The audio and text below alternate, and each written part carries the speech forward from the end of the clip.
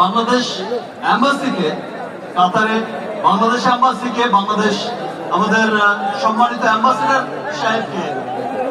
যেহেতু চমৎকার একটা অনুষ্ঠান করেছে, যখন চলছে কাতার বাংলাদেশের 50 বছর বন্ধুত্বের পূর্তি,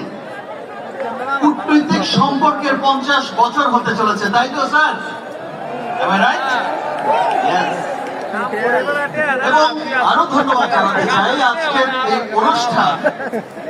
এত সুন্দর, এই যে এত মানুষের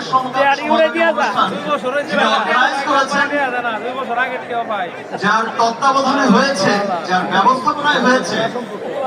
হ্যালো সুপারস্টার অ্যাপের কর্ণধার কামরুল ভাইকে, রিয়েলি ব্রাদার,